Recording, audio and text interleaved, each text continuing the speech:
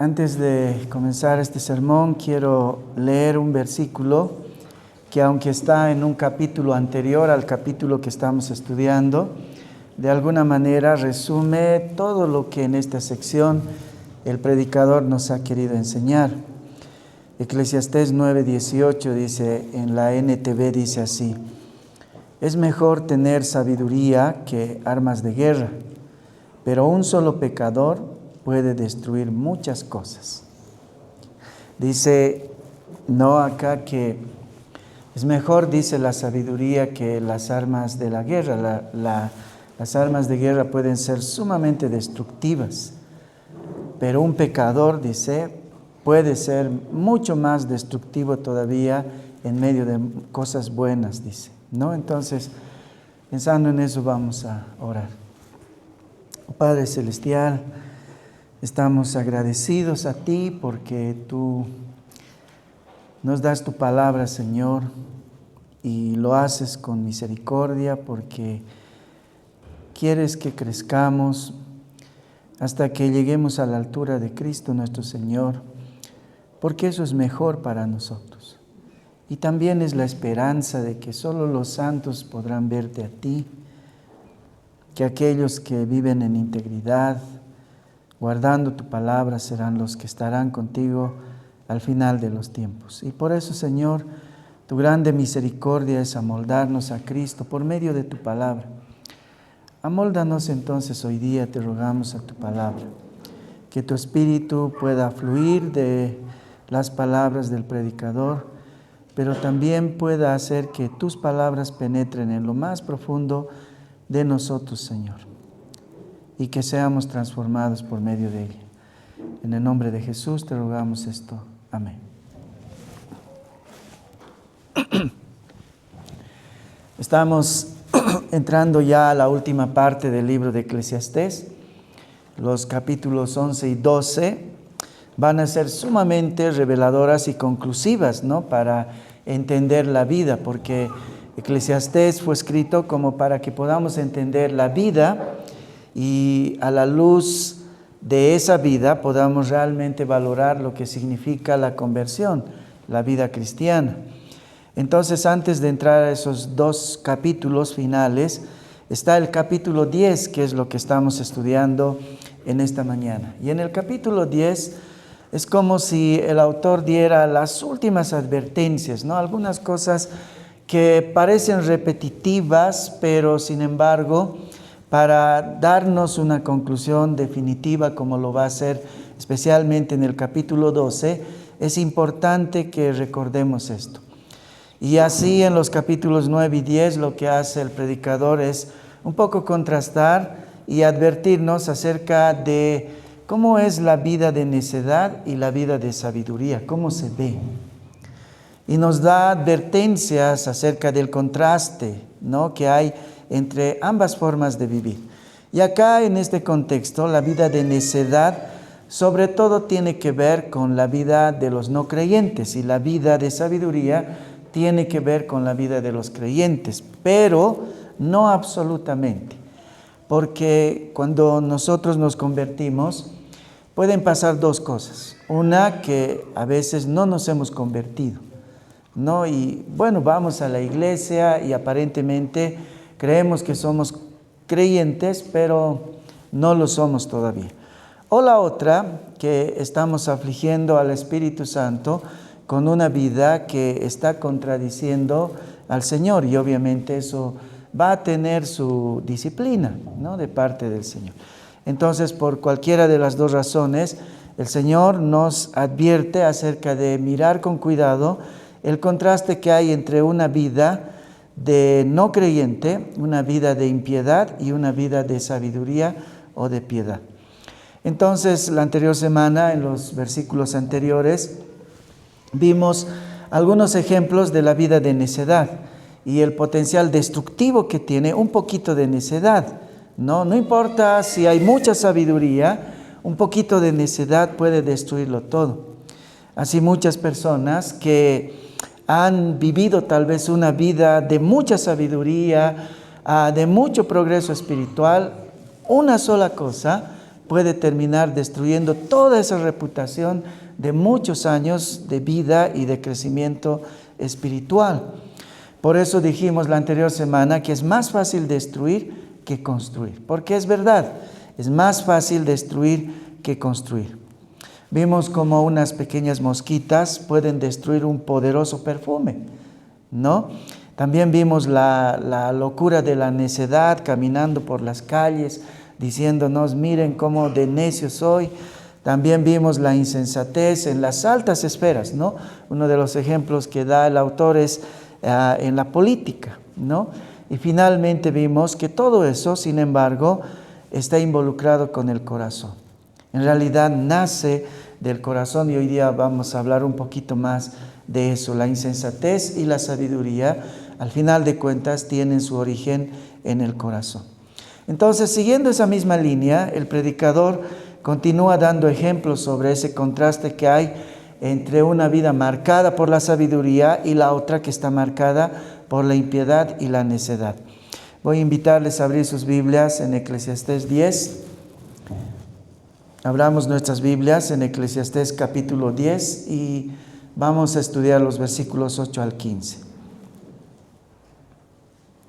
Dice la palabra así en Eclesiastés 10, 8 al 15. El que hiciere hoyo caerá en él, y el que aportillare vallado le morderá la serpiente. Quien corta piedras se hiere con ellas, el que parte leña en ello peligra. Si se embotare el hierro y su filo no fuere amolado, hay que añadir entonces más fuerza, pero la sabiduría es provechosa para dirigir. Si muerde la serpiente antes de ser encantada, de nada sirve el encantador. Las palabras de la boca del sabio son llenas de gracia, mas los labios del necio causan su propia ruina. El principio de las palabras de su boca es necedad, y el fin de su charla nocivo desvarío. El necio multiplica palabras, aunque no sabe nadie lo que ha de hacer. ¿Y quién le hará saber lo que después de él será?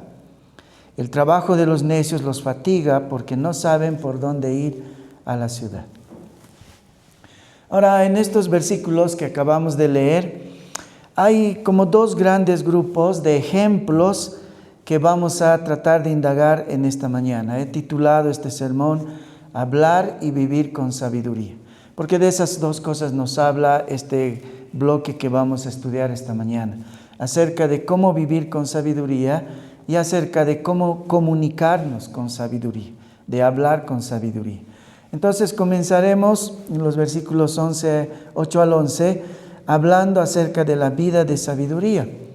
Acá hay unos versos que nos advierten sobre la vida de sabiduría y la vida de necedad. Advertencias sobre la vida. En este pasaje, comienza estas advertencias hablándonos acerca de la justa retribución. ¿Qué es la justa retribución? La justa retribución es aquella que deberíamos recibir necesariamente cuando hacemos mal. Ahora el autor lo expresa de una forma poética, dice, el que hiciere hoyo caerá en él. El que hiciere hoyo caerá en él. Esta frase tiene su equivalente en otros versos como el Salmo 9:15, para que podamos entender qué quiere decir el que hace hoyo caerá en él. Es decir, nunca debemos hacer hoyos en la vida. En el Salmo 9:15, por ejemplo, dice, se hundieron las naciones en el hoyo que hicieron, en la red que escondieron fue tomado su pie.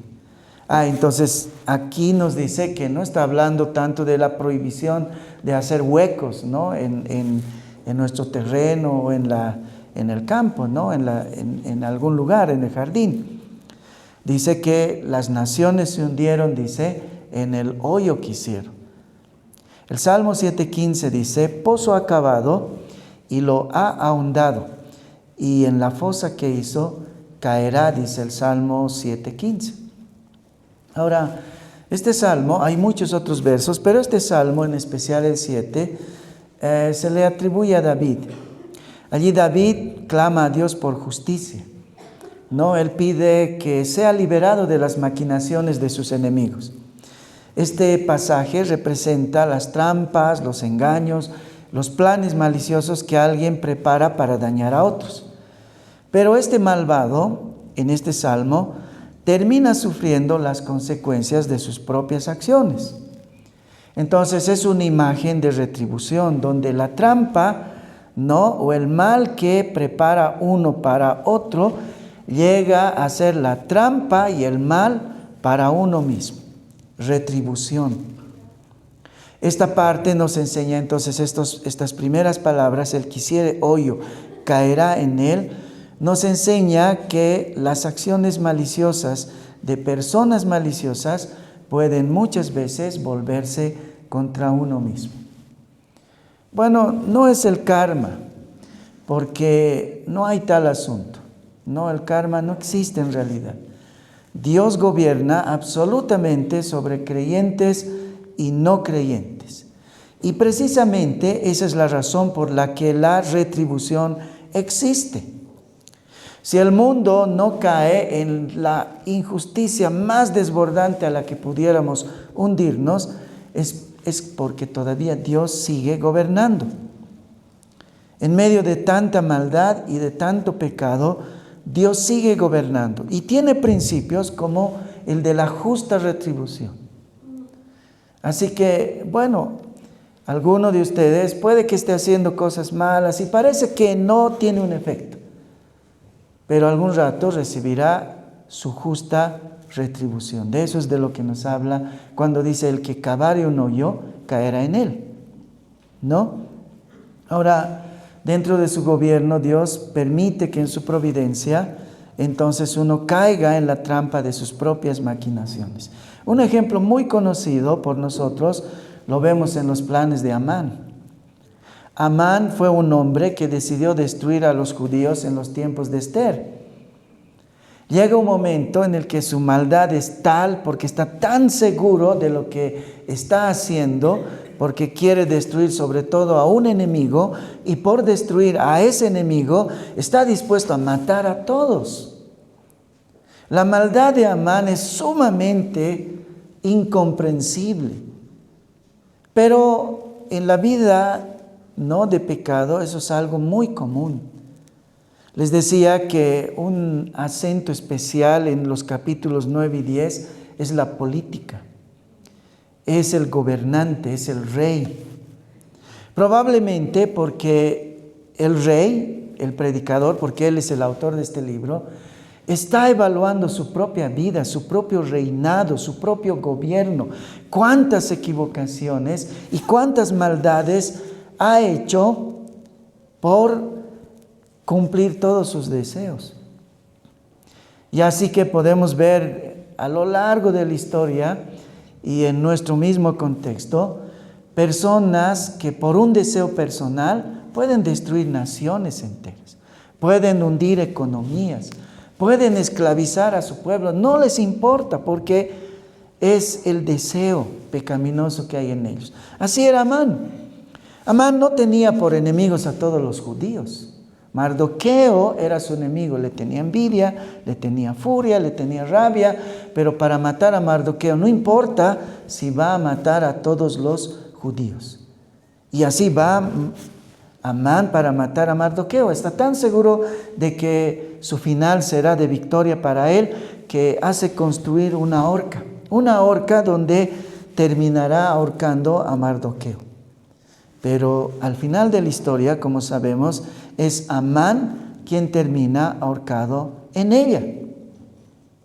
Esa es la aplicación de cavó el hoyo donde cayó. Cava, no caves el hoyo porque caerás en eso.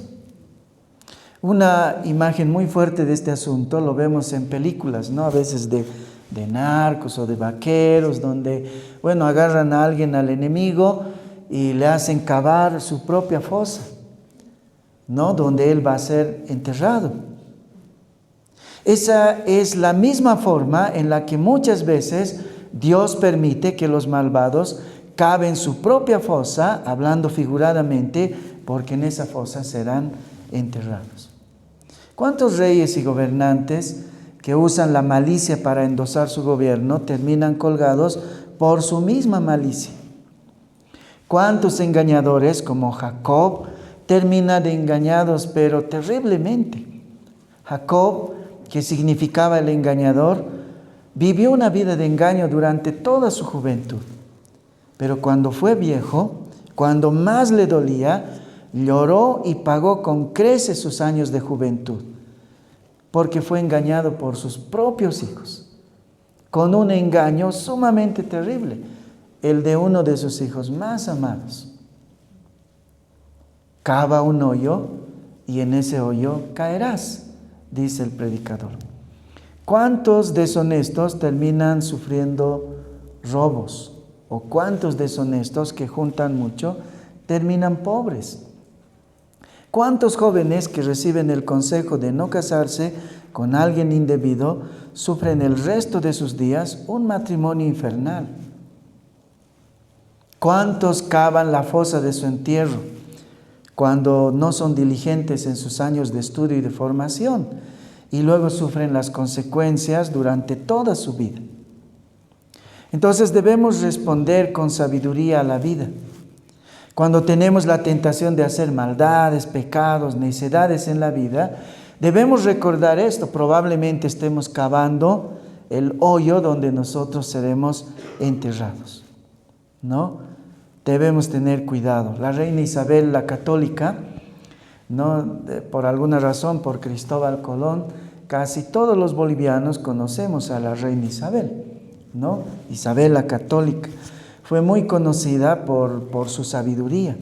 Fue una mujer muy sensata, muy conocedora, aprendió muy joven idiomas, ¿no? Y se la conocía por tener mucha sabiduría. En su juventud, ella no le tocó ser reina porque habían otros hermanos que tenían que ocupar el trono, y en algún momento ocupó el trono uno de sus hermanos que se llamaba Enrique IV. Pero Enrique IV es conocido por ser totalmente necio, el otro lado de Isabel.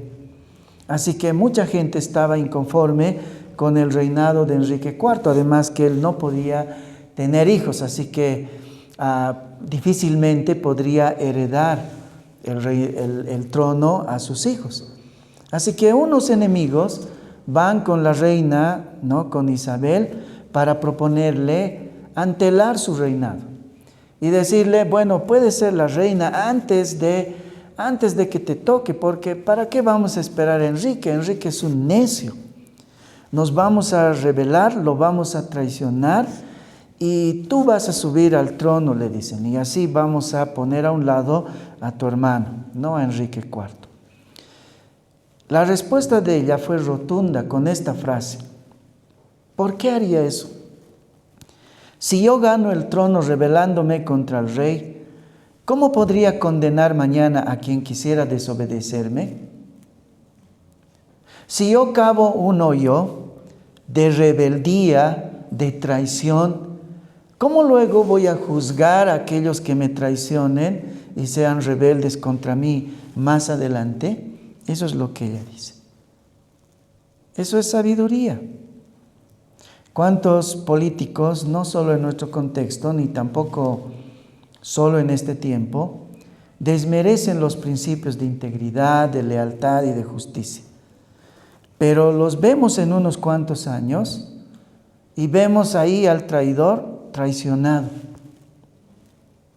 Los cómplices con quienes rompió las reglas de lealtad ahora están en otro partido, condenándolo y abandonándolo. Es la historia de la política, ¿no? Algunos dicen que en ese campo todo vale, pero es así. Cava un hoyo y en él caerás. La segunda parte del versículo 8 dice, el que hiciere hoyo caerá en él, dice, y la segunda parte dice, y al que aportillare vallado, le morderá la serpiente, dice. Esta frase poética sigue fortaleciendo la idea anterior. Trata sobre la regla de la retribución también, esta vez con un énfasis acechante. Es que hay cosas que tú puedes hacer y tal vez nunca recibas una retribución. Porque alguien diría, bueno, no todos los malos mueren mal. Yo conozco muchos malos que han muerto muy bien, bien forrados. ¿No? Y es verdad, así es. Ahora, lo que hace el autor aquí es ir un poco más allá. Sí, hay algunas cosas que acabarán así, pero hay otras cuya retribución será acechante como una serpiente oculta en una pared. Por decirlo de otra manera, es como aquellas cosas que realmente, casi con toda seguridad, tendrán una consecuencia mala en tu vida, como el acecho de una serpiente que está escondida en un muro que tú acabas de romper. Entonces el significado dice, el que aportillare vallado, quiere decir el que rompe una pared con descuido, ¿no? Sin fijarse qué hay, puede encontrarse con algo, puede ser un escorpión. No olviden que esto está escrito, ¿no?, desde una perspectiva un poco rural, ¿no? Cuando vamos al campo no mueves una piedra solo por moverla. En algunos lugares hay viudas negras, hay escorpiones, ¿no? Entonces, más o menos es así. Y lo que está diciendo es, cuando alguien rompe un muro, dice, esté listo, dice, porque por ahí va a salir a atacar una serpiente. ¿Qué significa romper el muro? Romper el muro significa, ¿no?, que muchas veces nosotros vamos a romper principios. Vamos a romper cosas que la cordura nos dice que no lo hagamos. Y lo hacemos. Y en esos casos no vamos a esperar que probablemente haya un resultado, sino que como una serpiente vendrá y nos morderá la consecuencia, porque la consecuencia está como acechando, como una serpiente. De eso se trata este versículo. En el libro de Amós se compara esta reacción como la consecuencia de no tener temor de Dios. No, Amós les dice, ustedes no tienen temor de Dios. Eso no puede ser así. Eso es como romper un muro o apoyarse en una pared descuidadamente y la consecuencia va a venir. Sí, tal vez puedes hacer una de esas necedades de la vida, ¿no?, como pelear con un varita, y probablemente nunca tengas una consecuencia. Pero no tener temor de Dios, eso va a tener consecuencias. Eso es lo que dice Amós.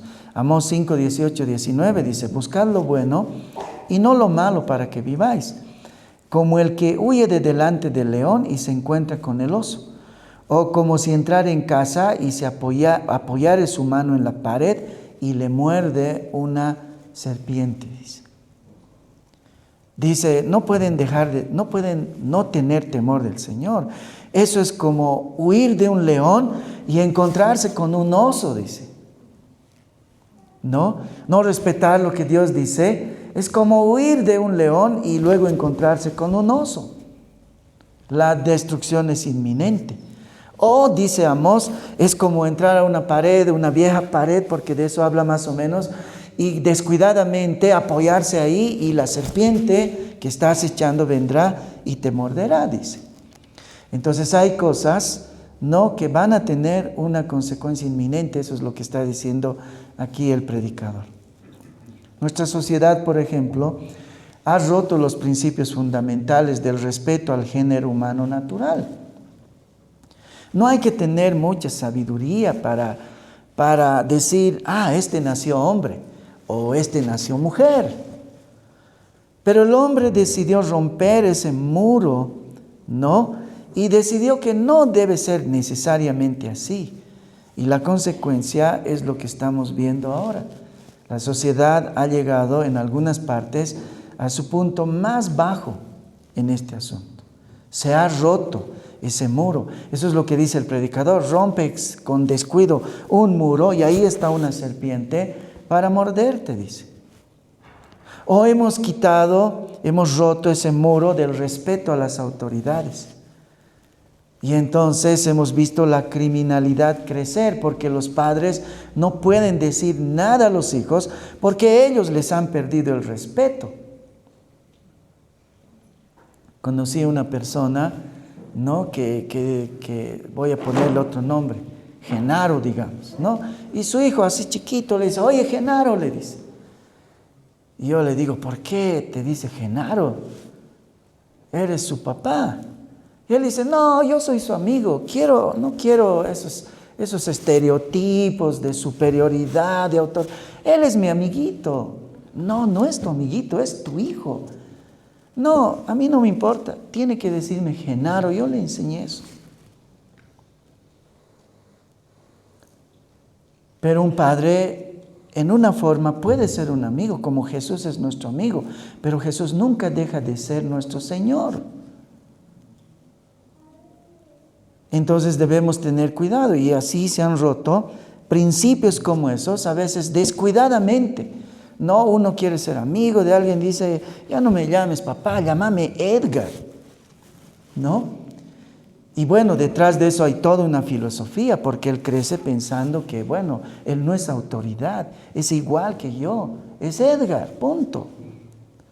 Entonces vemos padres que son lastimados, que son hasta asesinados, o estudiantes que ahora fácilmente golpean a sus maestros, a sus directores, porque han perdido la noción de lo que es autoridad. Y eso es lo que está diciendo aquí, se ha roto el muro de los principios, y claro, ahí hay una serpiente que está acechando. La idea es que si rompes principios o las bases de algo, es probable que encuentres la caída o fuertes consecuencias detrás, venenosas como las de una serpiente. Muchas instituciones cristianas han roto los muros del Evangelio, que era su principio regidor en esa institución. Y luego terminan tan lejos que lo único cristiano que queda en la institución es el nombre. Eso puede pasar, sin embargo, no solo en los países y en las instituciones, puede pasar en tu casa, en tu trabajo, en tu matrimonio, en tu vida, en cualquier ámbito de la vida. Por ejemplo, rompe el muro de tu devocional diario. No sabes a dónde te llevará el veneno de la mundanalidad. Eso es lo que está diciendo. Hay cosas, hay actos que tienen una consecuencia mortal.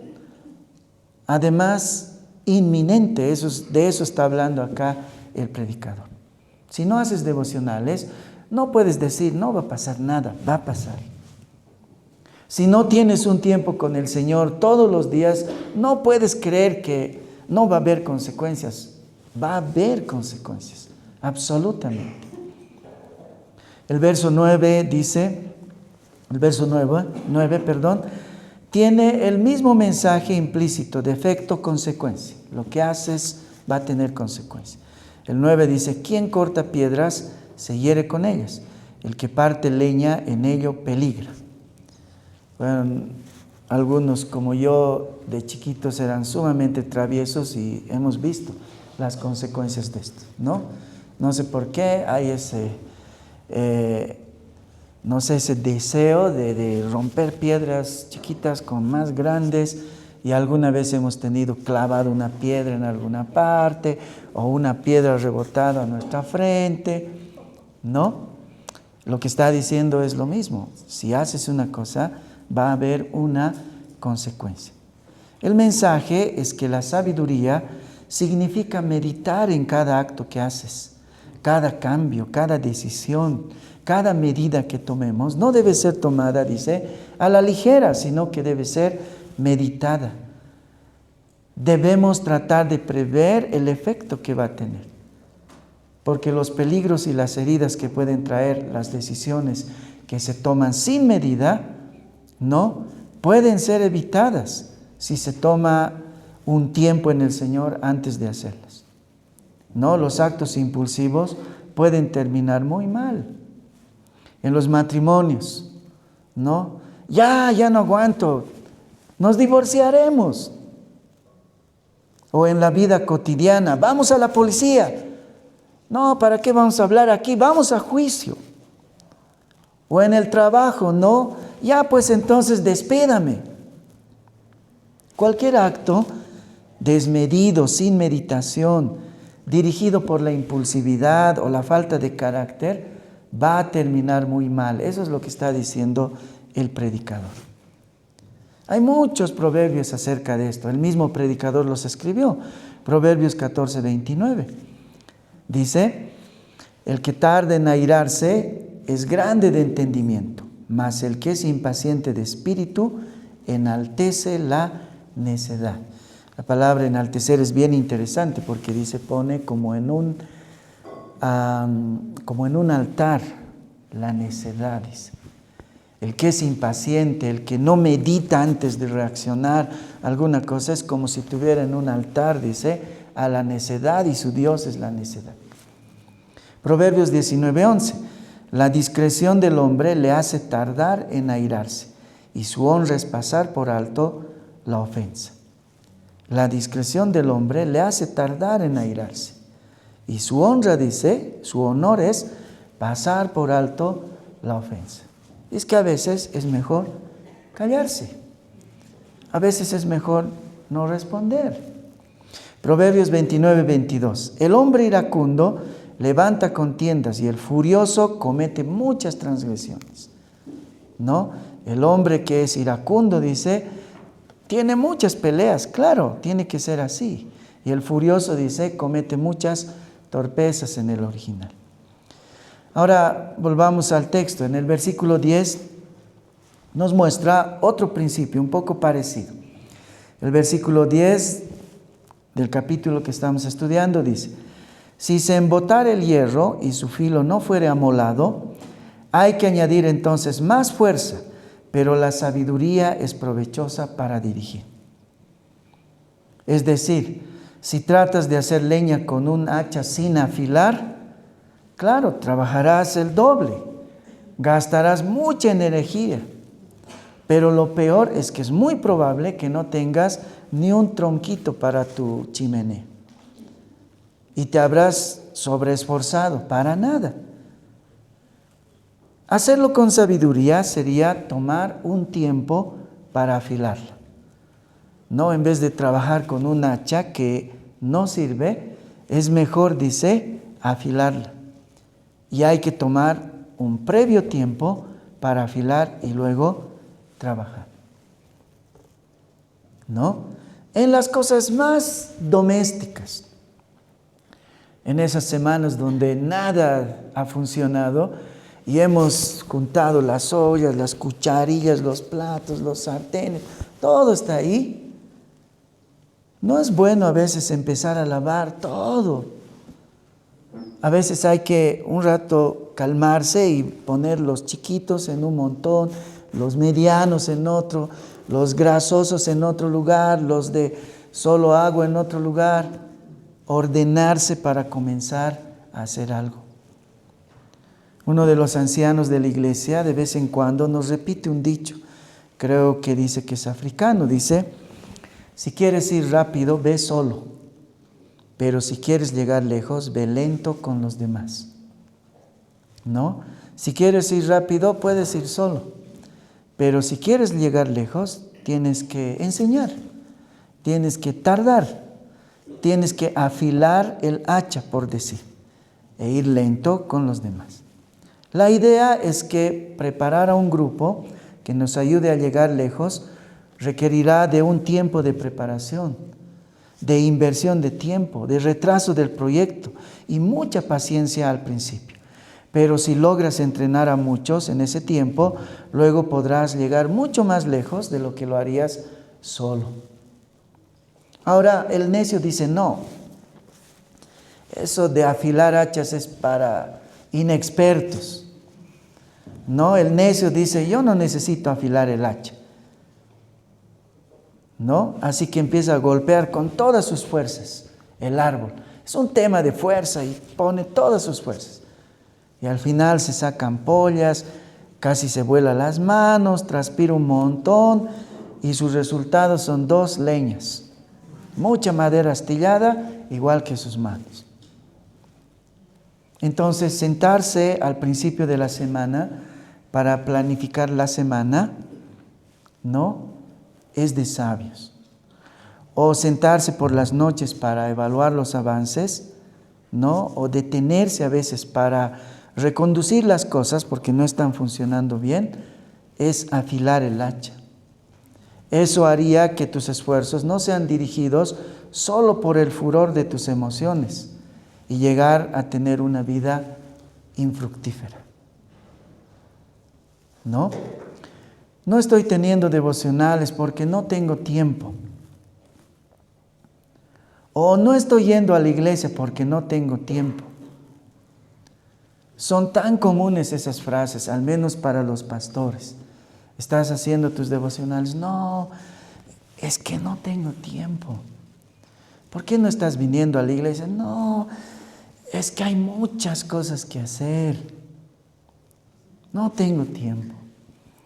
Eso es como decir, no estoy comiendo este mes porque no tengo tiempo. ¿Alguien puede hacer eso? ¿Podría alguien decirme, sabes qué, este año decidí no comer porque no tengo tiempo? Eso sería irracional, inaudito e inaceptable. Además, imposible. El devocional y la relación con Dios es un tema de vida, como la comida misma.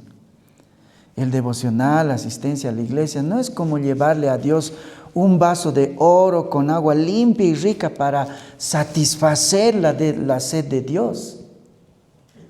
El devocional, la asistencia a la iglesia, ¿no? Es extender las manos hacia Dios para beber de sus manantiales y sobrevivir en un mundo caído lleno de peligros de muerte. Les voy a repetir otra vez. El devocional y la asistencia a la iglesia no es como llevarle a Dios un vaso de oro con agua limpia para satisfacer la sed de Dios. Él no necesita nuestra asistencia. A Él no le añade nada que tú abras tu Biblia en la mañana y leas acerca de Él. Nada le añadimos a Él cuando hacemos estas cosas. El devocional y la asistencia al culto es extender las manos o llevar nuestro vaso no a los manantiales, porque la sobrevivencia es difícil sin comida y el Señor es nuestra comida y nuestra bebida. Así que puedo sentarme a afilar el hacha de mi vida espiritual un momento, porque eso es más importante. Nadie deja de comer porque tiene que trabajar. Lo puedes hacer momentáneamente, pero no una semana o un mes. Entonces, la sobrevivencia espiritual depende también de cómo te acercas al Señor. Morirás de otro modo. Ahora, a un lado está la necesidad de nunca detenerse a planificar y preparar los retos que la vida nos trae adelante. Y al otro lado está la necesidad de detenerse demasiado, de tal manera que la procrastinación hace presa de uno y termina logrando nada. Eso es lo que nos dice el siguiente versículo, el 11.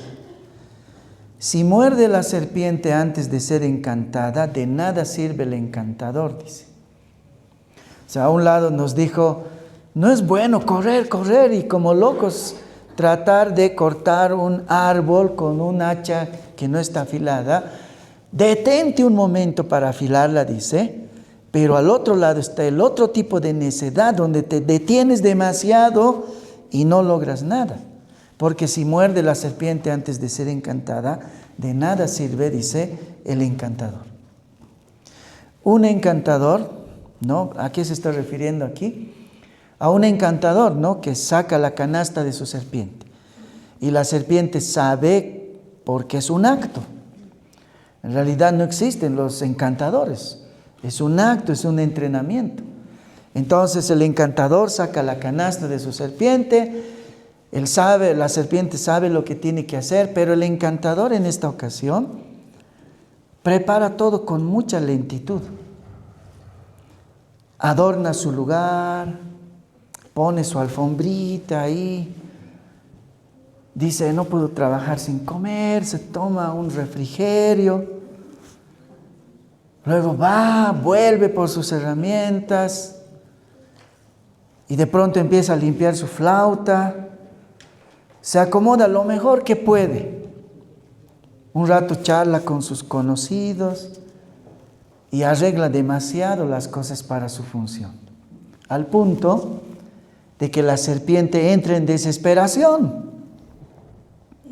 Así que apenas el encantador abre la canasta, la serpiente ataca al encantador.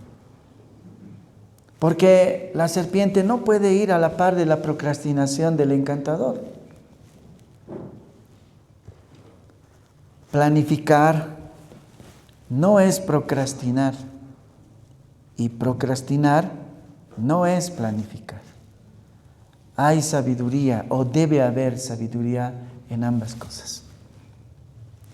¿Te ha pasado que para comenzar algún proyecto, al menos esos difíciles, esos que no sabes cómo tienes que comenzar, te sientas un ratito y dices, ahora sí, este es el día, tengo que comenzar el proyecto, ¿no? O el trabajo que tienes que hacer, y te sientas un ratito a escuchar primero tu música favorita. Es que tiene que haber feeling para hacer esto y todo tiene que estar bien, también la música me va a ayudar. Y no sé por qué, luego te miras al espejo, si está todo bien acomodado. No sé para qué sirve eso para un proyecto, pero lo haces. No vas y de pronto te das cuenta que tus uñas están muy largas, entonces vas y te cortas un rato las uñas.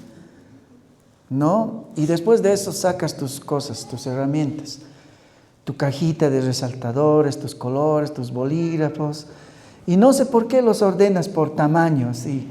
Chiquitos, medianos, más grandes, o por colores, por principales y no principales.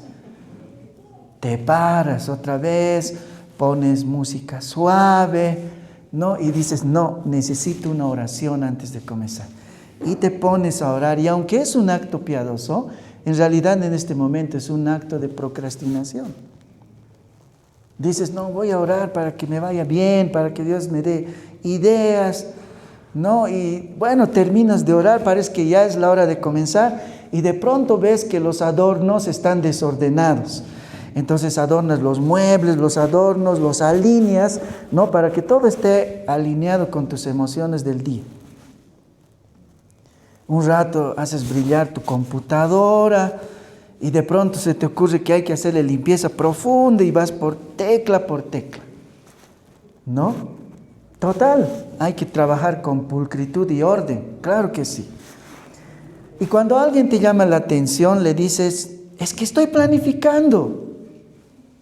Y entonces la serpiente sale a atacar y mata al planificador procrastinador. Porque ya han pasado más de 3 horas y media desde que comenzaste a planificar. Y ya hay solo media hora para almorzar. Si muerde la serpiente antes de ser encantada, de nada sirve, dice el encantador. Entonces, ni es bueno nunca detenerse y alistar las cosas para comenzar algo, ni es bueno tampoco usar demasiado tiempo para disque planificar. Ahora, si notan ustedes, no hay una regla totalmente absoluta. Esa es la dificultad de la vida cristiana. Por eso el legalismo es uno de los pecados más prominentes en la vida de los cristianos, porque el legalismo te dice cuándo hacer, qué hacer, cómo hacer, dónde hacer y con qué hacer. Pero la vida cristiana es una vida de sabiduría. Solo tú sabes cuando estás corriendo demasiado sin detenerte para planificar. Solo tú y Dios saben cuando estás dejando de lado mucho tiempo un asunto. Dios y tú saben cuándo deben hacerlo rápido y cuándo deben detenerse. Entonces a veces debemos detenernos y a veces debemos correr. La pregunta es ¿cuándo? ¿Cómo puedo saber cuándo hacer tal o cual cosa? La respuesta se llama sabiduría. Y vamos a hablar al final de esto, al final del sermón de esto. La segunda cosa, hemos visto todo un bloque, ahora vamos a ver el otro bloque. Hemos visto la vida activa en sabiduría. Ahora vamos a ver las advertencias sobre las palabras. Los versículos 12 al 15 nos hablan acerca de esto, la vida de sabiduría sobre las palabras. ¿No? La vida no solamente es acción propiamente dicha. La vida no solamente se trata de eso, también son palabras. Cuando Adán y Eva fueron creados, Dios los hizo con la habilidad de comunicarse, de hablar. En realidad fue esa habilidad lo que los hizo totalmente distintos, trascendentes al resto de las criaturas de Dios. Un escritor dice al respecto, hablando de Adán y Eva, ellos podían tomar sus pensamientos, deseos y emociones y compartirlos el uno con el otro. En eso eran semejantes a Dios. Podían hablar. Al darles esta habilidad, Dios estaba dándole forma a sus vidas, dice un autor. Sí, esa es la diferencia con el resto de los animales. Nosotros podemos expresar, nosotros podemos sacar cosas que están muy profundas ahí, deseos, emociones, pasiones, pensamientos, y los podemos sacar para otros. Eso es hablar. Una de las acciones entonces que más hacemos es hablar, desde que amanece hasta que anochece, cuando estamos alegres y cuando estamos tristes, cuando somos pequeños y cuando somos viejitos, en los cumpleaños y en los funerales, cuando estamos solteros y más cuando estamos casados, en la iglesia y en la cancha de fútbol, con mis padres, con mis hijos, con los amigos, con los enemigos, con los del Bolívar y con los del Stronger. Aquel año, este año y el que vendrá. Hablaremos siempre. No hay nada en lo que vayamos a hacer sin hablar, sin comunicarnos. Entonces, debería tener reglas el hacerlo con sabiduría. Y de eso nos habla el predicador. En el versículo 12 dice, las palabras de la boca del sabio son llenas de gracia, mas los labios del necio causan su propia ruina.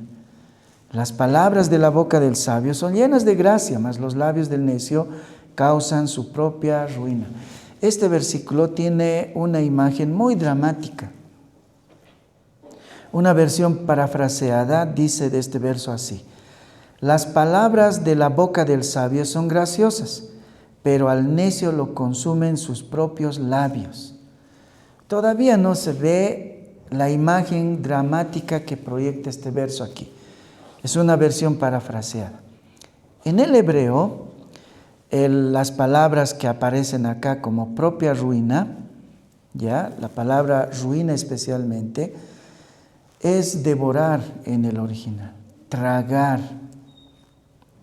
Ahora, pueden imaginarse a un caníbal, pero no que se está comiendo a otro, sino que se está comiendo a sí mismo. Esa es la idea.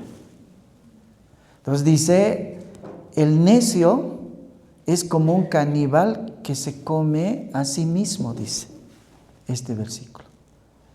Las palabras del sabio, dice, son graciosas, llegan con gracia, trae alegría cuando un sabio habla, pero cuando un necio habla, dice, no sabe que no solamente nadie quiere escucharlo, sino que se está como comiéndose a sí mismo.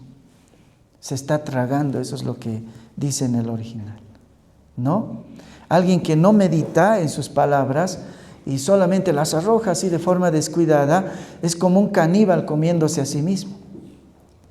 La idea que resalta aquí es lo autodestructivo que es la necedad de hablar sin meditar, sin sabiduría. Leo este verso, o leía este verso y pensaba en la señora Olson, no en la pequeña casa en la pradera. Siempre dice, quería decir macanas, pero no sé si se entiende esa palabra, siempre dice algo malo. Siempre dice lo que no debe decir, ¿no? Siempre dice y hace cosas al calor de su necedad. Y luego siempre termina avergonzada. Y frecuentemente, casi siempre, tiene que pedir disculpas por lo que ha hablado y por lo que ha hecho. Eso es comerse a sí mismo. Eso es autodestructivo. ¿No? Si los que ven La pequeña casa en la pradera les preguntamos, ¿qué quieres ser? ¿Caroline o Harriet Olson? No creo que alguien quiera ser Harriet Olson, ¿no? Porque es sumamente destructiva. Y mucho de lo que destruye ella lo hace hablando, sin medida, ¿no? Este versículo nos advierte acerca de hablar sin pensar, de usar la boca para causar problemas y discusiones. Nos dice acá que la boca del necio es un problema para uno mismo, pero también para los demás. Provoca contiendas, pleitos y en algunos casos incluso puede llevarnos a consecuencias físicas como golpes. Entonces, una de las advertencias acerca de esto es que no lo hagas porque puede ser muy destructivo hablar con falta de control. Puede llevarnos, dice, a nuestra propia ruina. En cambio, dice el mismo verso 12, las palabras de la boca del sabio son llenas de gracia. La boca del sabio, dice, está llena de gracia, de favor, son agradables de recibir. En vez de ser autodestructivas, las palabras del sabio más bien ayudan, ¿no?, a la persona que las habla, porque las hace ver como sabios, respetables, admirables. Y cuando viene dicen, qué bien, algo nos va a decir. Trae alegría, favor, gracia a sus vidas. Pero cuando viene el necio, dicen, cállense, dejen de hablar. Viene el necio. Versículo 13. El principio de las palabras de su boca es necedad, y el fin de su charla nocivo desvarío, dice. Otra versión, en la versión de las Américas, dice, el comienzo de las palabras de su boca es insensatez, y el final de su habla perversa locura, dice. El versículo 13. Este verso nos habla acerca de la insistencia de las palabras del necio. Dice, comienza y termina en insensatez. No hay algo que salvar, dice, de su charla, porque incluso al final, dice, termina hablando tonterías. La frase nocivo desvarío que aparece en la Reina Valera 60 se traduce en realidad así, locura, pero no cualquier locura, porque hay locuras chistosas. Aquí la palabra nocivo desvarío es enfático, es locura, pero locura fea, desagradable y destructiva. Eso es lo que significa en el original, ¿no? Porque lastima, su daño es activo, hiere, es desagradable. El versículo 14 sigue reforzando la misma idea. Las palabras del necio no solamente son de principio a fin necias, sino que tiene el vicio o la suficiencia de multiplicarse en gran manera, porque justo el necio es el más hablador. 14. El necio multiplica palabras, aunque no sabe nadie lo que ha de ser. ¿Y quién le hará saber lo que después de él será? Dice. Lo que significa este versículo es esto: el necio habla y multiplica sus palabras. No sabe qué está diciendo, pero multiplica sus palabras. El hecho de que sus palabras sean necias, incluso cuando alguien se lo hace notar, ellos no paran de hablar, porque no pueden parar. Vamos a ver eso al final. Ahora, no se sientan mal. Alguno dirá, he hecho algo como eso, algún momento. Todos tenemos un momento de insensatez, ¿no? Algún rato nos ha pasado algo así. Pero aquí no se está refiriendo a alguien así, sino a alguien que generalmente es así. No para. Sigue y sigue, es parte de su vida. Las palabras de su necedad tienen un enorme potencial de multiplicación y de destrucción. Ahora, algo muy importante de este texto, ¿no?, que hay que observar es esa frase que dice, ¿y quién le hará saber lo que habrá después de él? O en otra versión dice, ¿quién le hará saber lo que después de él será? Esto es muy interesante. Y seguro para muchos como para mí va a ser algo que nos va a llenar un poquito de temor. Porque dice que el insensato habla y dice locuras y lastima, no tiene límites, todo eso dice.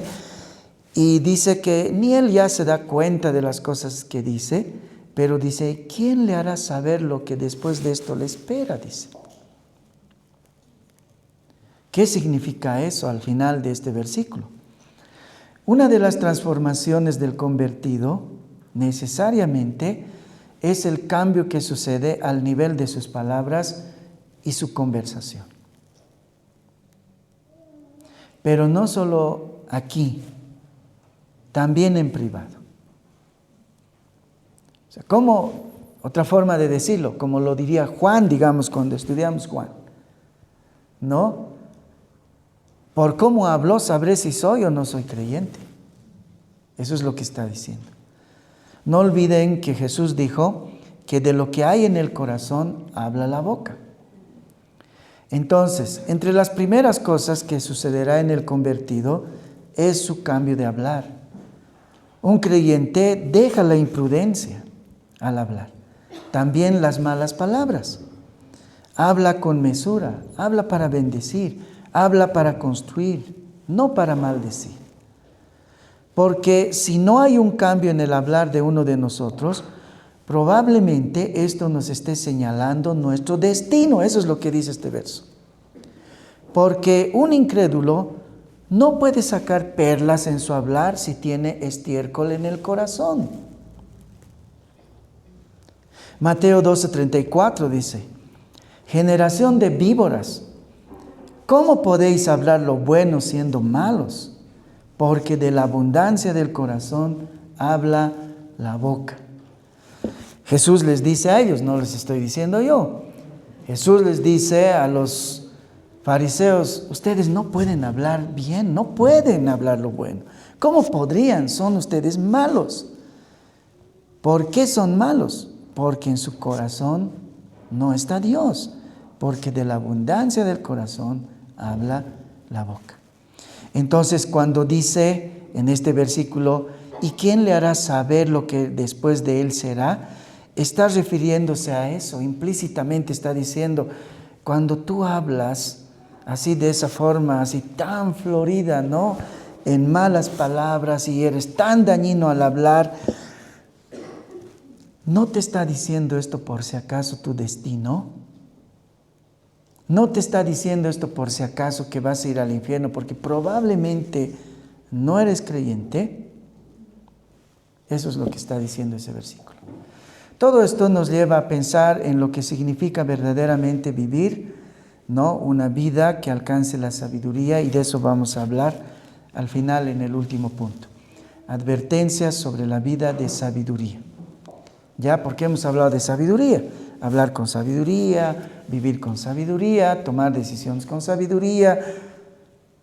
Pero ¿qué es la sabiduría? La sabiduría es lo mismo que conocimiento. Muchas veces las personas confunden esto. Piensan que si leen más, indagan más, ven más YouTube, serán hombres y mujeres sabios. Pero la respuesta a la pregunta que hicimos, ¿es lo mismo la sabiduría que el conocimiento? Es no. Porque la sabiduría es el conocimiento correctamente aplicado. No es mero conocimiento. Muchos hemos experimentado de mano propia a ese político que dice haber leído más que cualquiera de los bolivianos entre nosotros, pero cada vez que hablaba necedades. Y realmente al final vimos todo el pasaje que hemos visto en él expresado, hablando locuras, pero locuras con mayúscula. Ahora, tal vez no son los libros, tal vez hay que leer la Biblia. ¿Se podrá hallar la sabiduría si leemos la Biblia entonces? No siempre. No siempre. El mismo político dice haber leído bastante la Biblia, pero eso no lo llevó de la necedad a la sabiduría, obviamente. ¿Por qué sucede así? Si la Biblia es la palabra de Dios. Salomón, o el predicador, como lo llamamos en este libro de Eclesiastés, en otro libro escribió esto, Proverbios 1:7. El principio de la sabiduría es el temor de Jehová. Los insensatos desprecian la sabiduría y la enseñanza. Salomón dice aquí dos cosas muy importantes. Por un lado, habla del origen de la sabiduría. ¿Dónde comienza la sabiduría? Y él responde diciendo, la sabiduría comienza en el temor de Jehová. Entonces, puedes leer la Biblia sin tener temor de Jehová. Eso no te va a dar sabiduría. Por eso les decía sí y no. Lo que está diciendo aquí es que la fuente, el manantial, el origen, el principio, el germen, la raíz, el motivo, la causa primera de la sabiduría es el temor de Jehová. No son los libros, no es una buena educación, no es haber ido a la mejor universidad, no es haber tenido los mejores libros, ni los padres más sabios, ni siquiera haber logrado leer toda la Biblia. ¿Por qué? Porque los insensatos, que en este contexto son los no creyentes, dice, desprecian la sabiduría y la enseñanza. Entonces puedes leer la Biblia con desprecio. ¿Ya? ¿Desprecio de quién? De Dios.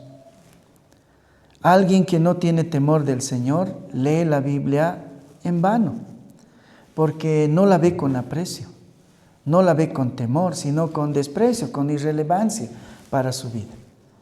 Además que para que la Biblia nos hable, Dios tiene que revelarse a nosotros por medio del Espíritu Santo. La Biblia no es como un libro cualquiera. No estoy hablando de metafísica. Estoy hablando de revelación e iluminación del Espíritu Santo. Cuando tú lees la Biblia con temor, el Espíritu Santo revela cosas. Hay un texto en 1 Corintios que muchos lo usan para el futuro. Dicen, bueno, que al que conoce al Señor y ama al Señor, no, para ellos hay cosas que ojo no vio, ni oído escuchó, ni han subido, dice, a corazón de hombre, que ellos van a ver. Y muchos lo usan eso para la eternidad y piensan que es un tema escatológico. Si ven el contexto, no está hablando de eso. No son cosas que ojo no vio, ni oído escuchó, ni han subido en corazón de hombre en el futuro. En el contexto de Corintios es en la palabra, en el Evangelio. Aquellos que tienen temor del Señor, aquellos que aman al Señor y con ese temor se acercan a la palabra de Dios, verán cosas que antes nunca habían visto, escucharán cosas que nunca habían escuchado y subirán cosas a sus mentes que jamás antes se les había subido. Eso dice 1 Corintios, en realidad en ese texto. Entonces, el temor de Dios es el principio de la sabiduría. Ni siquiera leer la Biblia. Si no conoces al Señor, lees la Biblia en vano, ¿no? Ahora, el temor de Dios no solamente como un acto externo o temporal, no como para acercarnos solamente a la palabra de Dios. Bueno, me voy a acercar con respeto porque dice que ese es el principio de la sabiduría. No. El temor de Jehová tiene que ver con una relación de amor, con un sometimiento, con una confianza en que en este libro Dios me está diciendo las razones supremas de la vida. Y eso es algo que no va a suceder con los incrédulos, solo con los hijos de Dios. Para los incrédulos la Biblia es lo mismo que el Corán, ¿no? Que el Popol Vuh de los mayas o el libro del Mormón. Tiene cosas respetables y lindas tal vez, pero no es la palabra de Dios. Ahora nuestra porción de hoy termina diciendo algo acerca de los incrédulos. El versículo 15 dice, el trabajo de los necios los fatiga, porque no saben por dónde ir a la ciudad. Esto es terrible porque al final de estos dos párrafos que hemos visto, que dice que no pueden optar la vida con sabiduría y tampoco pueden conversar con sabiduría, el final de ellos es tan triste, dice, como que están tan extraviados, ¿no? El trabajo de los necios, dice, los fatiga porque no saben por dónde ir a la ciudad, dice. Están totalmente extraviados. Todo el esfuerzo que hacen, ¿no?, por mejorar su calidad de vida, es solo pérdida de fuerzas. Fuerzas gastadas en nada. Su extravío es tal como la de ese loco que camina por la ciudad y está buscando algo. Pero cuando tú le preguntas qué estás buscando, él no sabe qué está buscando, tampoco sabe a dónde está yendo, ni siquiera sabe dónde está. Eso es lo que dice el versículo 15. Porque el que no conoce al Señor está en esa situación. El temor de Dios es algo que solo puede habitar en alguien que es creyente, en alguien que ama, respeta y ve la autoridad de Dios en su palabra. Y ve la palabra como absoluta e inerrante. Estoy diciendo que una vida de necedad y un hablar de necedad, como hablamos la anterior semana, puede ser un indicio de no haber conocido a Dios, de no ser salvo. Ahora yo quiero hacer un paréntesis acá, porque a veces cuando les digo esto, y muchas veces he olvidado al final terminar con esta recomendación, es que cuando yo les digo probablemente no eres cristiano, eso no debe darnos carta libre para ser más necios de lo que ya somos, o practicar la necedad con más libertad. Algo que me frustra mucho cuando hablo de esto es que a veces se acercan a mí para decirme, de todo lo que ha dicho, creo que no soy creyente. Pero a veces veo en algunos enojo en ellos al decir esto. Y hasta cierto alivio morboso para justificar toda su vida de necedad y creer que esto es un buen justificativo para deslindar su responsabilidad de una mala vida. No a su falta de fe, sino a Dios. Como diciendo entre líneas, wow, de todo lo que ha dicho me he dado cuenta, creo que no soy creyente. Por culpa de Dios, porque Él no me ha convertido, Él no me ha escogido. La culpa es de Él. Con razón estaba viviendo así, con razón hablaba así, con razón tomaba malas decisiones. Es Dios. Dios tiene la culpa. La actitud correcta frente a un sermón cuando la palabra te dice probablemente no eres cristiano, es la actitud de David con Natán. Cuando Natán, por el Espíritu Santo, le abrió los ojos a David, él no fue a decir, con razón hice tantas tonterías en la vida, no era cristiano, el Señor no había hecho la obra en mí. No, él va con temor, él va a llorar, a pedir clemencia, por si acaso Dios le puede salvar todavía. Oh Dios, cambia mi corazón, dame vida y salvación verdadera. No es decir, bueno, creo que no soy cristiano. Cuando hablamos a veces de la predestinación es, a mí creo que no me ha escogido. Y es detrás de esas frases que no muestran, por cierto, temor, hay un irrespeto por Dios de decir, bueno, es que Dios tiene la culpa. No me ha escogido, no me ha salvado, no ha hecho la obra en mí. No, eso debe llevarnos al temor. Como dice uno de los versos que hemos leído, cuando uno ve que no hay frutos de fe en nuestra vida, ¿quién le podrá decir a él a dónde está yendo? Dice. La última cosa, algo en lo que debemos meditar cuando casi estamos terminando este libro, es que aunque este libro está destinado a cualquier creyente, Cuando Salomón lo escribió a un joven, muy probablemente a su hijo Roboam, que realmente era un necio y que termina muy mal en la historia de la Biblia. Y claro, su padre lo vio andar en los senderos de la necedad.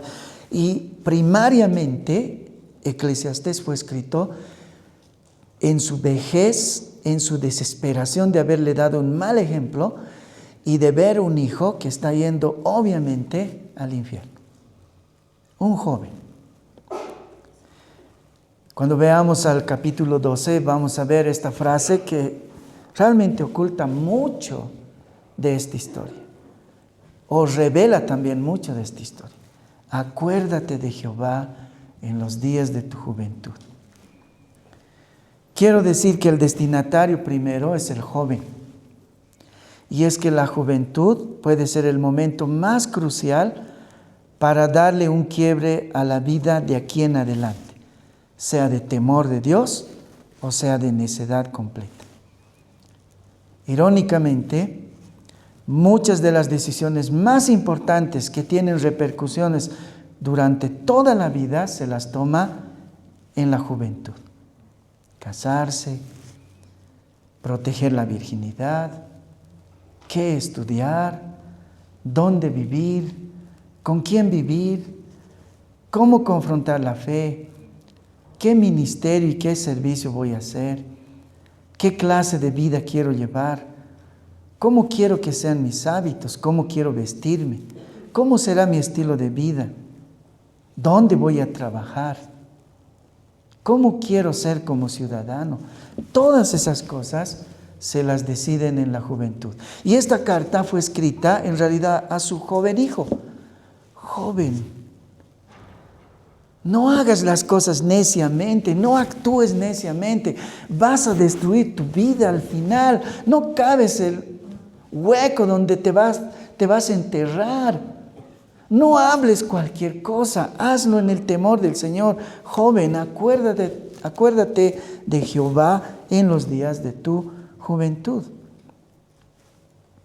Por ejemplo, al principio hablamos de no cavar un pozo porque puede ser tu tumba, o de no romper muros de principios de vida para no pagar las consecuencias como del veneno de una serpiente. Son muy valiosas de tomar en cuenta en la juventud. Cuando yo era joven, fui a un curso de integridad sexual y noviazgo. Y el facilitador hizo una cosa muy interesante, nos vendó a todos los ojos, éramos unos 30, ¿no? Y nos dio una cosa, no sabíamos qué era. Entonces nos dijo que adivináramos y que la tocáramos bien para percibir. Era una manzana pelada, ¿no? O sea, una manzana sin cáscara. Así que pasó la manzana por las 30 manos. Todos la tocamos, tratamos de sentir y claro, la mayoría dijo, es una manzana, algunos dijeron una papa, digamos, ¿no?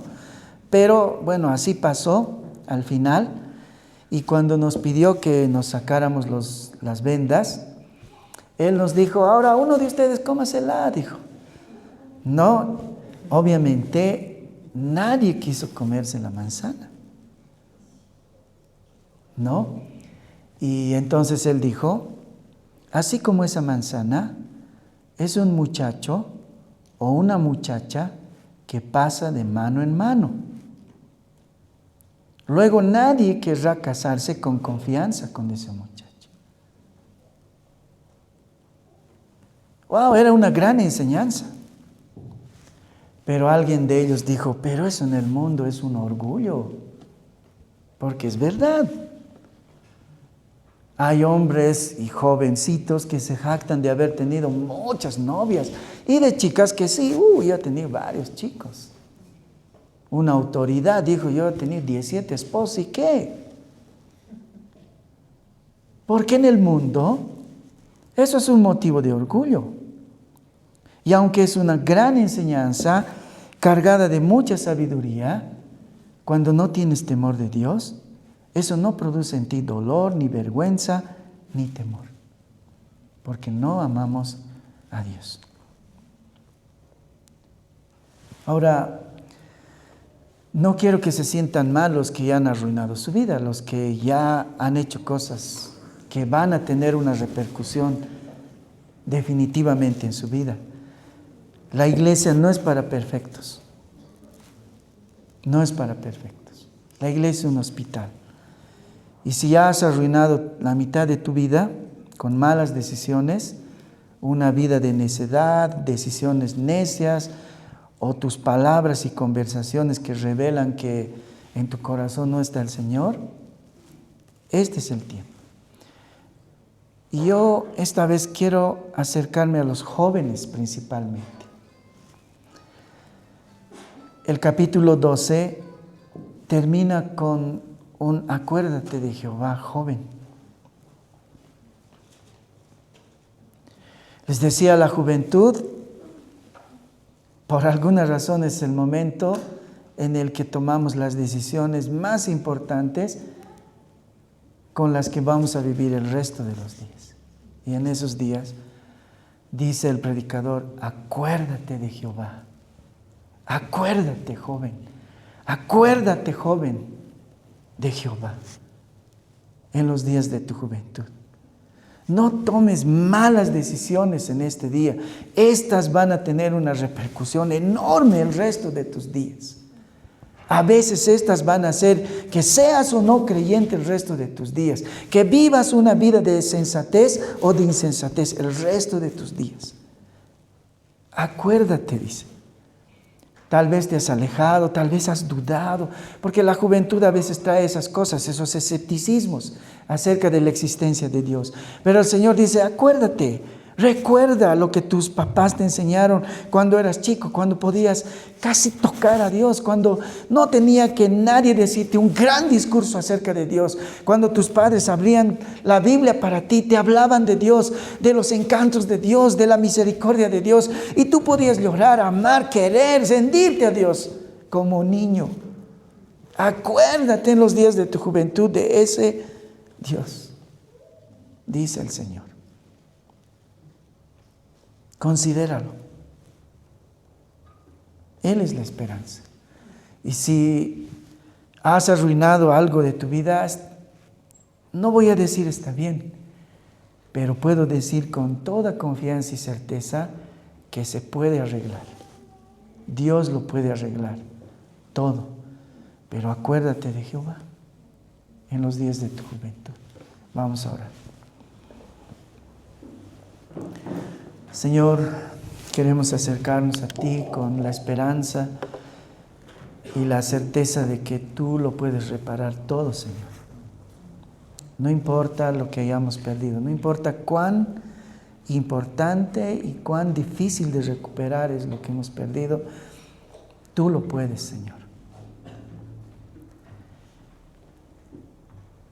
Y queremos algunos arrepentirnos, Señor, como David, porque hemos pecado, Señor. Hemos destruido no solo la vida del resto, sino nuestra propia vida, Señor. Y no queremos acudir con rebeldía. No queremos culparte a ti. Queremos ir con temor, con ese temor que nos habla el predicador. Con ese temor que viene del amor, con ese temor que viene de la relación contigo, Señor, que es tan importante, la más significativa de nuestra vida. Queremos ir por clemencia delante de ti para pedirte, Señor, como ese leproso que le gritó a Jesús diciéndole, Señor, si quieres, sáname. Si quieres, sáname. Cuánta alegría nos daría si el Señor nos responde como Jesús le respondió a ese leproso. Quiero sanarte. Sé limpio. Oh Dios, queremos ir delante de ti para pedir eso, Señor, perdón, clemencia por las cosas malas que hemos hecho y ayúdanos a cambiar. Sánanos, Señor. Principalmente te ruego por los jóvenes, Señor. Cuántas cosas que van a decidir hoy día sin Cristo será la ruina de sus vidas, Señor. Pero te ruego porque ellos puedan decidir las cosas contigo, Señor, dentro de tu voluntad, en el temor de ti. No para que ellos vivan vidas necesariamente prósperas materialmente, sino para que ellos puedan experimentar el resto de sus días una vida llena de ti. Tal vez en pobreza, pero llena de ti. Tal vez en enfermedad, pero llena de ti. Tal vez con muchos retos, pero llena de ti. Tal vez con heridas, pero llena de ti. Te ruego, Señor, que estos jóvenes que están acá puedan escuchar lo que dice el predicador. Acuérdate de Jehová en los días de tu juventud. Amén.